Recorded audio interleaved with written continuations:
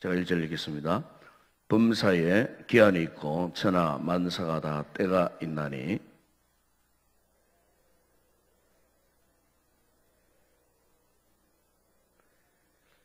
죽일 때가 있고 치료할 때가 있으며 흘 때가 있고 세울 때가 있으며 울 때가 있고 웃을 때가 있으며 슬퍼할 때가 있고 춤출 때가 있으며 아멘. 우리가 믿음 생활에서 하나님의 이 뜻을 우리가 분별한다는 것은 굉장히 중요한 것입니다. 우리가 이 하나님의 이 뜻을 어떻게 분별이 되어지는가? 바로 그것은 하나님의 때를 잘 알 때에 가능합니다. 오늘 이 성경의 전도서 3장을 하나님의 때에 대해서 이야기합니다. 다시 말하면 모든 만사에 때가 있다고 그렇게 말씀합니다. 1절에 보면 범사에 기한이 있고 천하 만사가 다 때가 있다. 이 때를 다른 말로 말하면 시간을 말합니다. 하나님이 정한 그 시간, 하나님께서 역사해 주실 그 시간, 하나님이 응답해 주실 그 시간, 그 시간이 있다는 겁니다. 그래서 신앙생활에서 이 때, 이 시간을 잘 분별하는 것은 신앙의 능력이요. 그리고 이 시간, 이 때를 잘 분별하는 것이 바로 이 성숙한 신앙이라고 그렇게 말씀을 할 수가 있습니다. 우리가 성경, 신구약 성경 전체를 읽어보게 되면은 이 같은 때에 대해서 성경 곳곳에서 이 말씀을 하고 있습니다. 신앙의 그 위대한 사람들의 그와 같은 그 역사를 보게 되면은 다 하나님이 정해주신 그 시간 안에서 역사하고 그 시간 안에서 하나님의 이 거룩한 뜻을 이루어 주신 것을 볼 수 있습니다. 바로 예수님에 대해서도 마찬가지입니다. 갈라디아서 그 4장 그 4절에 보게 되면은 하나님께서 때가 참에 하나님이 그 아들을 보내셨다고. 때가 찼을 때, 시간이 되었을 때에 그 하나님의 이 구원의 역사가 이루어졌다고 하는 것을 볼 수가 있습니다. 그렇기 때문에 오늘 우리의 신앙생활에서 분별력이 사라지면요, 때를 알 수 없습니다. 때를 분별하지 못합니다. 신앙이 미흡하거나 신앙이 정상적인 수준에 이르지 못하면은 하나님의 때를 항상 놓쳐버리는 경우가 많이 있습니다. 우리가 믿음 생활할 때 그렇잖아요. 지나고 보면은 시간을 지나고 보면은 우리가 사실 후회할 때가 많이 있지 않습니까? 그 때를 놓쳤다는 말이죠. 왜 후회합니까? 시간을 놓쳐버린 거예요. 하나님께서 우리에게 은혜를 베풀어 주실 기회가 있어요. 그 때가 있다 그 말이죠. 그 때를 놓쳐버리면은 우리는 반드시 후회하게 되는 것을 보게 됩니다. 왜냐하면 때를 놓쳐버리면은 하나님의 뜻을 행할 기회를 우리가 붙잡지 못하기 때문에 그렇습니다.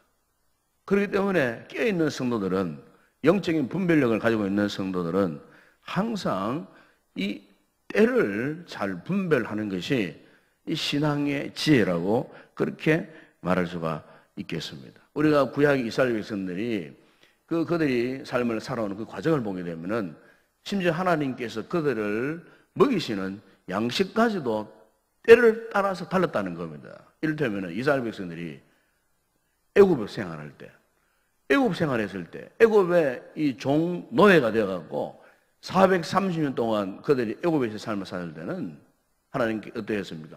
애굽 땅에서 나오는 그와 같은 식물을 가지고 그들에게 공급해 주셨어요. 그러다가 그들이 이제 애굽에서 출애굽하여서 이제 광야 생활을 했어요.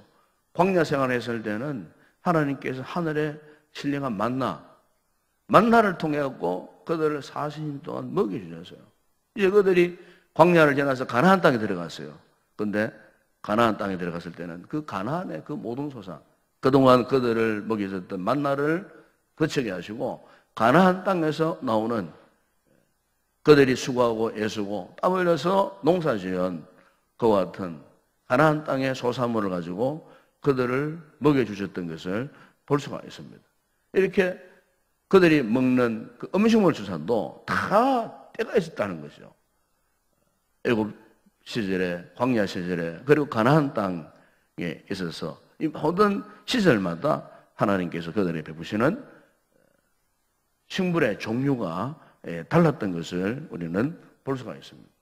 우리가 이 자연 세계를 보더라도 그렇잖아요. 사계절이 있습니다.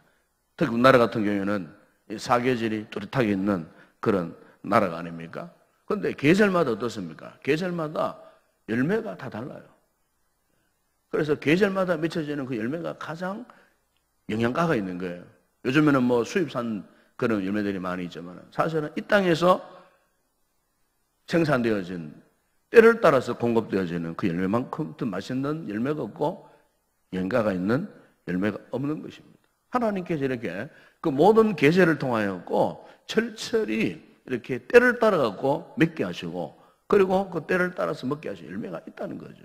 시편 1편 3절에 보면은 그는 신낙가에 심은 나무가 철을 따라 열매를 맺으며 그 잎사귀가 마르지 않은 같이 철을 따라 그 열매를 맺는. 그래서 우리가 성경에 보게 되면 특별히 신약 성경에 보게 되면은 이 때에 대해서 나오는 말이 세 가지가 있습니다. 세 가지 있는데 헬라 말로 이 크로노스라고 하는 말이 있습니다. 이 크로노스는 우리가 일상적으로 경험하는 시간을 말합니다. 일상적으로 경험하는 시간. 오늘도 우리가 시간이 되었음에 이곳에 새벽 예배를 드리러 올라왔어요. 이런 시간, 일상적인 이 시간을 이제 크로노스라고 말합니다. 그런데 일상적인 시간 가운데서도 특별한 시간을 말할 때는 이 카이로스라고 이야기합니다. 카이로스. 열매가 자라갑니다. 그리고 열매가 이제는 익어서 그 열매를 이제는 따먹을 때, 특정한 때가 아니겠습니까? 마지막 열매를 따먹는 그때를 일컬어서 카이로스라고 그렇게 이야기합니다. 그 다음 또 하나가 이 플레주라고 하는 단어가 있어요. 그것은 이제는 때가 차서 완성된, 성취되는 그 시기. 그걸 이제 플레주라고 그렇게 이제 표현을 합니다. 이렇게 우리가 시간이 그냥 항상 있는 것 같아도 알고 보게 되면은 이렇게 시간을 우리가 구분해 보게 되면은 하나님이 주시는 일반적인 시간도 있는 반면에 하나님이 당신의 뜻을 이루시기 위한 특별한 때, 바로 카이로스라고 하는 이 특별한 특정 때가 있다는 거죠. 오늘 우리가 사실 믿음 생활을 하지만은 믿음 생활의 최종 목적은 무엇을 바라보느냐 하면은 바로 카이로스. 하나님이 나를 위해서, 우리를 위해서 정해주신 그 때를 우리가 기대하는 겁니다. 우리가 성경에 보게 되면은 다윗이 어린 시절 목동 생활을 하면서 자라났잖아요. 구하지 못한 그 가정에서 어린 시절부터 양치기를 하면서 살았던 사람이었어요. 그런데 하나님께서 그 양치기의 그 오랜 세월을 통해 가지고 하나님이 그를 훈련하시고 연단하셨어요. 때가 되었을 때 어떠했습니까? 하나님께서 한 나라의 왕으로 기름 부음받게 하시는. 그래서 하나님이 그 다윗을 통해서 위대한 역사를 기록하시는 그와 같은 모습을 볼 수가 있습니다. 일반적인 때 그 시간을 충실하게 지나지 않으면은 하나님이 사용하시는 이 카이로스 때가 오지 않는다는 거죠. 우리가 창세기 보면은 요셉이가 그 어린 시절 형들에게 미움을 받고 노예로 팔려갔잖아요. 그런데 노예로 팔려가서 보디발의 그 장군의 집에서 그리고 그가 옥중 생활하면서 무려 13년 동안에 어쩌면 굉장히 참 긴 시간이에요. 사람이 고통을 당해보세요. 어려움을 당해보세요. 어려움을 당하고 고통을 당하면 그 하루하루가 1년 같은 그런 느낌이 오잖아요. 13년이라고 하는 그 긴 세월 그가 온갖 수모를 당하고 고통을 당하는 그런 기간이었습니다. 만약 요셉에게 13년이라고 하는 그런 기간이 없었다면 어찌 감히 요셉이가 그 거대 제국 애굽의 총리가 되는 그런 역사가 일어났겠습니까? 하나님께서 이 시간 안에서 그를 훈련하시고 그를 연단하셨을 때에 하나님이 계획하셨던 특별한 때 요셉이가 애굽의 총리가 되는 그런 위대한 역사를 기록할 수 있는 그런 때, 바로 이 카이로스의 때가 그에게 왔다는 것입니다. 여러분, 오늘 우리의 신앙생활도 마찬가지입니다. 믿음 생활할 때에 참 우리가 여러 가지 힘들고 어려운 때가 있습니다. 특정한 시간 외에 정말 일반적인 시간 안에서 우리가 참 고통당하는 그런 때가 있지 않습니까? 문제는 이런 주어진 이런 시간, 이 크로노스라고 하는 이 시간들을 우리가 어떻게 감당하느냐? 믿음으로 잘 감당할 때 하나님께서 이 일반적인 시간, 이 크로노스가 지나갔을 때 카이로스에 하나님의 특별히 지정해 주신 그런 응답의 때가 반드시 있다는 거죠. 솔개가 보통 수명이 한 70년 된다고 합니다. 30년 동안, 40년 동안 살다가 솔개가 이제 죽을 쯤 되면은요, 솔개가 이제 거듭나는 때가 온다는 거죠.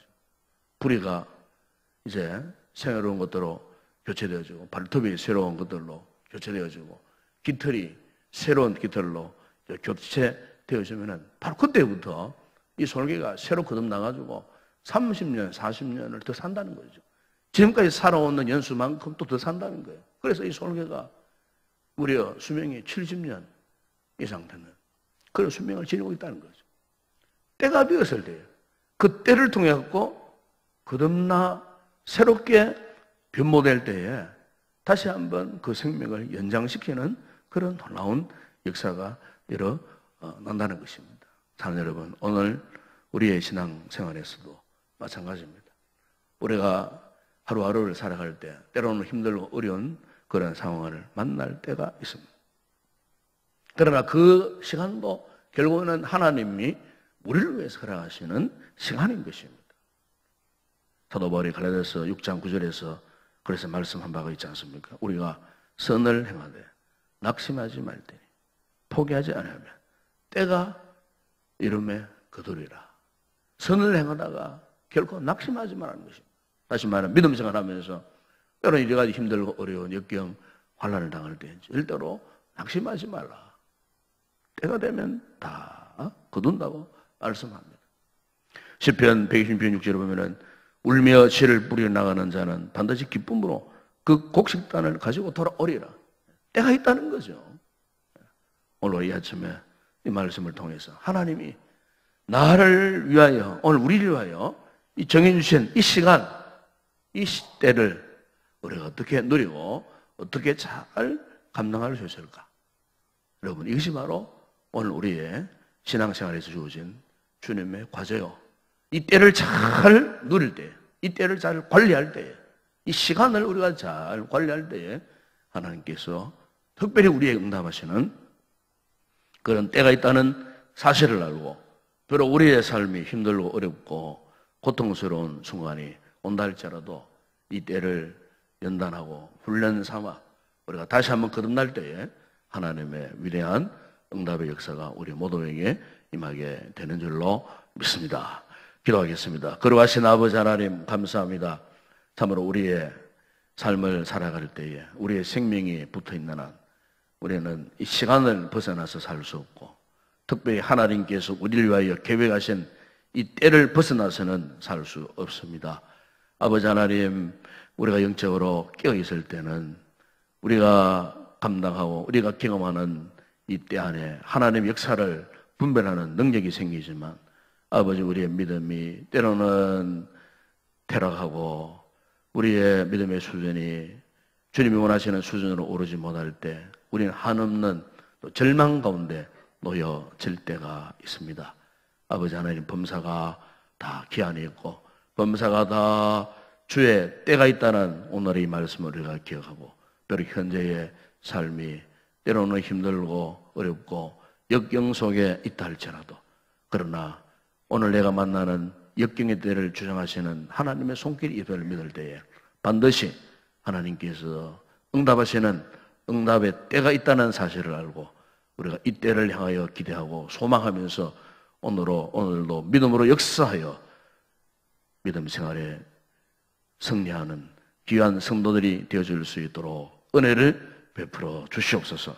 오늘도 기도하는 성도들마다 때를 분별할 줄 아는 분별력을 주시고 지혜로운 마음을 우리에게 허락하여 주셔서 그래서 우리의 모든 범사를 주님께 맡기고 믿음으로 승리하며 살아가는 귀한 성도들 다 되게 하여 주시옵소서.